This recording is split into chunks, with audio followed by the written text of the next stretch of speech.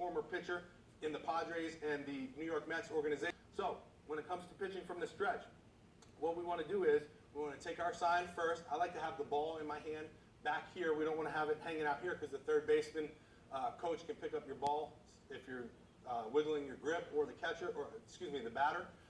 So I like to have the ball behind my back here and then rotate the ball as I come up for my grip, okay? So we're going to take the sign, I'm going to rotate to my grip, come up into my glove, okay? Now let's talk about the feet when I get set up. I want to be about shoulder width apart, okay? My back knee wants to be bent. My front knee wants to be straight, okay? Now what happens is when I see guys start to do this and they put their front leg straight, they push their hips back. So when that happens, we want to make sure that we take our hips and kind of shift them forward. So even though we're getting this front leg straight, we kind of want our hips to be closed because we don't want to start opened up as we lift up, okay? We want to start with our hips closed off and our shoulders closed off as well, okay? Right here. Now, if you look at my feet, my back foot, the toe, cut my front foot right in half. So I'm staggered a little bit. Now, the reason we want to be staggered is because now I can just lift straight up from here. Versus if I was straight in the line or back here, I have a lot of wasted movement to come back over this way. So if I'm staggered slightly with this knee bent and this leg straight, my hips closed, I can come from right here, get up and get going. And that's what we want to do, especially if there's runners on base. Thanks again for watching. But now we're going to talk about the leg lift and the load. So after we get our setup, which we talked about in the last video, now we want to get loaded up. How do we use our legs to get a good energy, get a good load, and still deliver a good pitch from the stretch? So what we're going to do is, as we lift our leg, I like to think about it as three different movements. A lift, okay? A breaking of the hips, so lift, breaking the hips, and then down and out with the leg, okay? Now, when I say three movements, it's actually one movement. We want to blend all of those things together to make it fit nice and good. So as we lift, we're not just lifting straight up. It's actually lifting into that breaking the hips that I talked about. So lift is one, breaking the hips is two. So I want to blend that together. So it's lifting into the breaking of the hips. So I'm kind of loading into my backside without getting over my backside and blending those two things together like this. Okay? Now, the third thing is going down and out. Again, we're not doing like a robot and pitching, blending it together. So now we got the first two blended. Let's blend the third one in. Okay? The reason why we want to leave that front leg down and out is because that's going to help us get a lot of rotational energy. It's going to help our backside get through. It's going to help us get hip to shoulder separation. It's going to help us get so much more energy out of our pitching delivery. So loading it up for our good linear energy and swinging it out for our good rotational energy, which we're going to talk about more in a video to come. Thanks again for watching this. Super important for the linear energy in the pitching delivery, okay? Now, guys like Rich Dunno, King of the Hill, calls it leg drive. Brent Porciao calls it triple extension. Dick Mills, rest in peace, calls it maximum back leg extension. I just call it using your damn legs when you're pitching, okay? You got to use your legs when you're pitching. That's where you're going to get a lot of your energy at, okay? When it comes to your back leg, we want to really drive. So we already talked, in the last video, we talked about blending the three movements together here. Now let's talk about how do we drive out of this back leg, because that's where we're going to get a lot of our energy, right? Our linear energy. So we want to sit into this back leg pretty good, all right? I see too many guys, first of all, who are too straight on this back leg. Let me ask you this. If you were going to jump and do a vertical jump, would you bend your knees this much and try to jump real high? Or would you get down in there and jump out? You get down in there to jump out, right? Same thing goes with pitching, except we're going this way. We're moving this way. So when we get down in there, we really want to sit into it and then drive out of that, okay? So we got to have a good bend, a good sit into that backside. Now, how does it work driving out of this? In the last video, I talked about the front leg swinging open and helping the backside come through. So we got to get good at that first. But if we can get good with our timing of that swinging open, the drive is going to become an easy thing. So as we let this front leg swing out, we should really be timing that with that front leg swinging out and open, and then driving it forward this way. So it's going to be a drive forward this way first, and then the hip, the momentum of the hips are going to help bring it through all the way. A great pitching drill that I use to help my guys work on that is sit drives, where you sit down on the bucket, and then you're driving out of that position so you can get used to that back leg driving out and getting that energy going forward. Thanks again for watching. We're going to talk about the front leg mechanics. And we kind of already talked about it as we talked about the load and getting into the pitching delivery from the stretch. And we're coming up, blending the three movements, the lift, the break the hips, and the down and out all together. Now, let's expand on what happens after that front leg kind of swings out there and gets out there. When we land, again, if you watch the last two videos, you need to go back and watch all of them, first of all, if you haven't done that.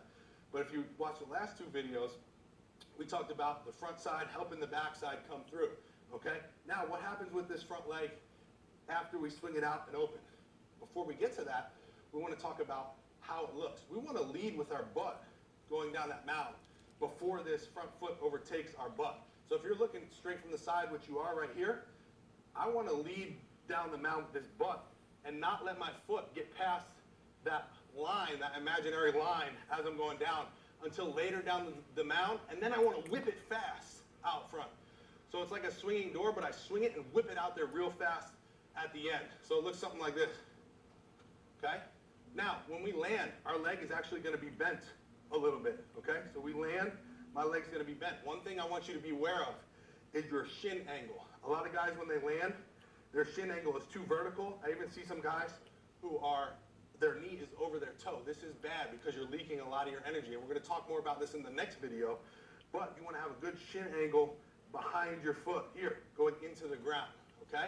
Now, as we land and we get to our release point, now we want to brace up against this front leg, okay?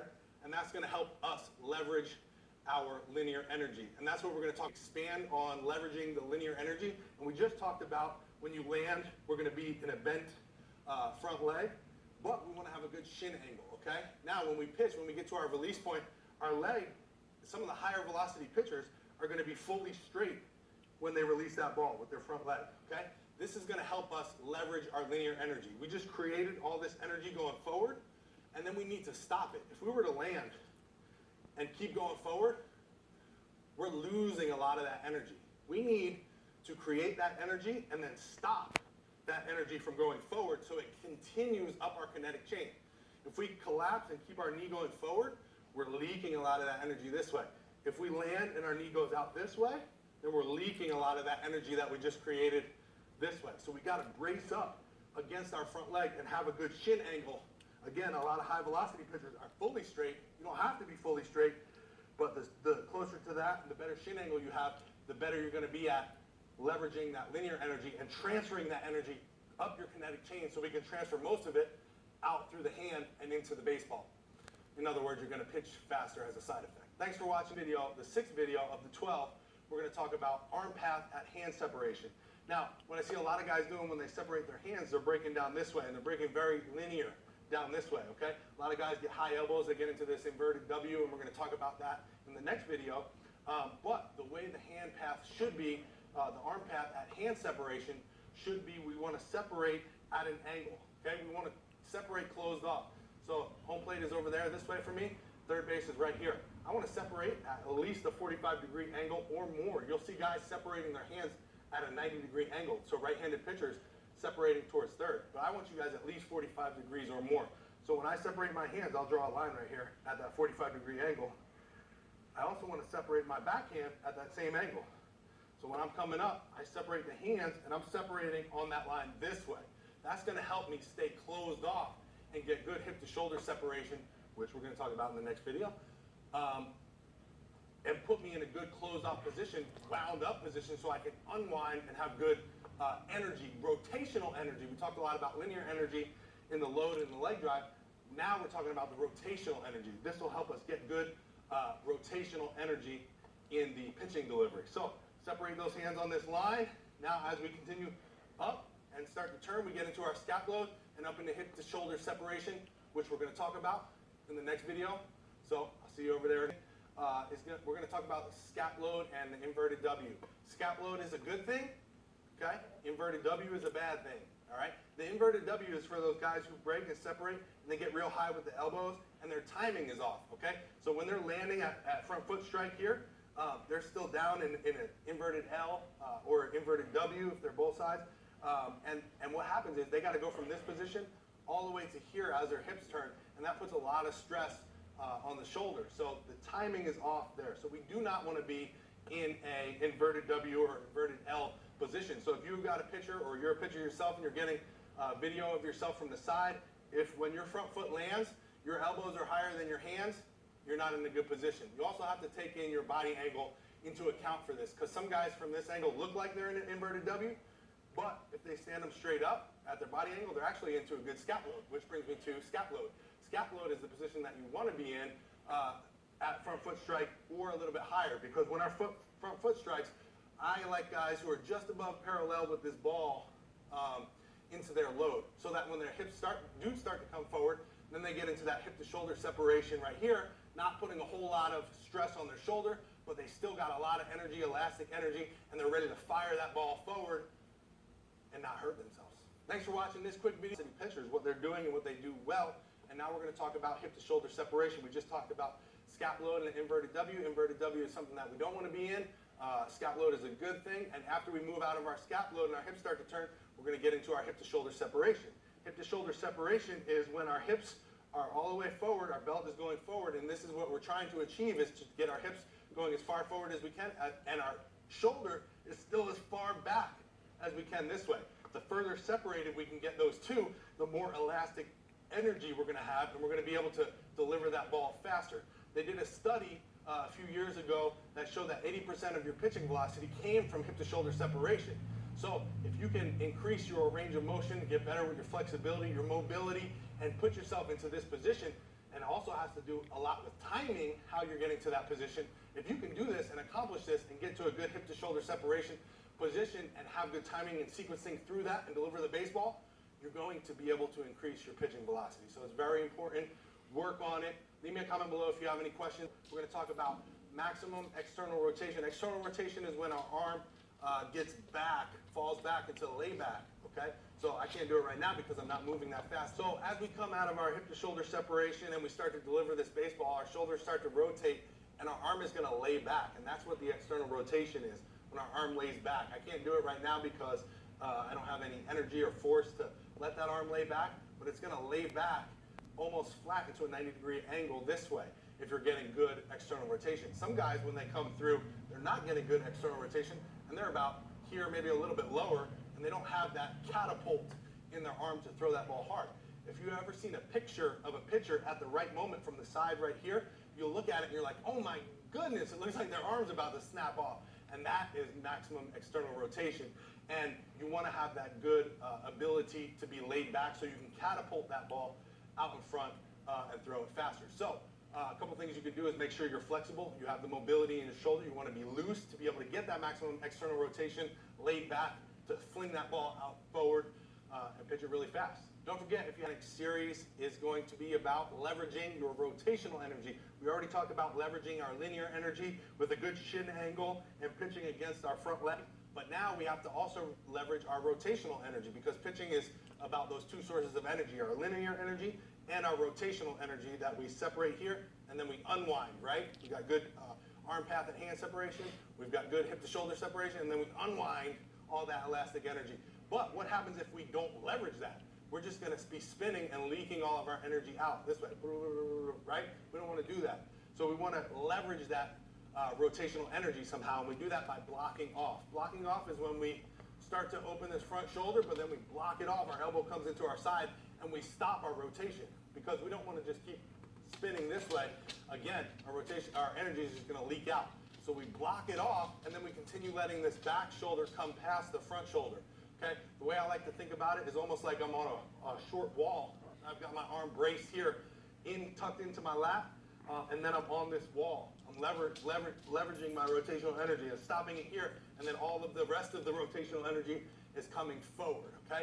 If you're able to leverage your rotational energy and let it get in, continue through your kinetic chain and out through your fingers, the side effect of that is going to be pitching faster. So you got to learn how to leverage your linear energy well and leverage your rotational energy well if you're trying to pitch faster. Series here on YouTube and on Facebook, we're going to talk about the release point, okay? Now the perfect release point, coaches always talk about get out front, get out in front, reach out front, release that ball out in front. This is not the real release point, okay? The real release point is having your arm in a straight line, down your back, down your butt, and through your heel. So if you're in line, that's your force vector. If you're in line, down your arm, down your butt, down your back, through your heel, that's a good release point, okay? So when you're taking video from the side over here, you want to make sure that your pitcher at release point, the second that ball comes out of his hand, that he's in a good line all the way through, the arm, the back, the butt, the heel. The only thing that's going to be off the line is the back knee, because the back knee is going to be bent in. So it's going to be heel, butt, back, arm, right here, blocked off, right? Leveraging our rotational energy, okay? Now we're going to be off the rubber. We should be off the rubber here if we got good linear energy or leg drive. So we're not going to be right in line with the rubber. It's going to be away from the rubber on our force vector. That is the perfect release point. And this is going to be the last video. What happens in the end of the pitching delivery is the follow through, right? That's the last thing we got. We just talked about the release point. If you guys haven't watched all of the other videos, please, they're very short videos. If you're trying to take your pitching game to the next level, start at the first one, watch them through. It's not going to take you that long. They're very quick, but very valuable information, okay? If you're liking these videos so far, please, let's talk about real quick the follow through. What happens after that perfect release point we talked about in the last video? What we want to do is we want to decelerate our arm. We just talked about everything that we needed to do to speed everything up, to create as much energy as we could, leverage that energy so that we get all that energy coming out of our hand. Now, what we got to do is we have to slow all that down. We have to decelerate our arm, okay? We have to use the brakes in our pitching delivery. Now, when we do that, what happens is after release point, we want to pronate our arm and start to turn it in. That's going to help let our back and our lat and our scaps start to slow that arm down, okay? That's why if you're pitching and you get sore back here in your lats afterwards, that's a good thing. You're decelerating well, okay? So after release point, that arm should immediately turn in very fast. If you look at it in slow-mo, when guys release, it's like guys who decelerate good go like this after their release. They turn it in fast and they turn it in hard. So when you're focusing on that, working on that, when you're throwing, make sure you're turning every pitch or every throw in where the hand turns this way, okay? Now, timing of your different pitches, like a fastball, you're going to be through the ball first, then pronate. Two seam, you're going to pronate a little bit at release point and then decelerate more. Change up, you're going to be turned in even more at release point and then decelerate even more. So those types of pitches where you're already pronating, it's just the timing of which you decelerate that happens with your arm out in front. But we want to do this no matter what to slow the arm down, and that's how the follow-through should be. Also, if you've leveraged your linear energy well enough and your rotational energy enough, the back leg is automatically going to come up and over. That's going to be a reaction. We don't want to work on this, so if there's a guy who's like swinging the leg around or dragging it behind, we don't want to focus on working on this, getting here and trying to lift that leg up. No, the problem is earlier in the delivery, we're not creating enough linear energy or rotational energy, so that leg's not coming up and around. So don't try to fix it where it's happening. Don't try to fix the problem where it's happening. Go back earlier in the delivery and fix it there. I hope you guys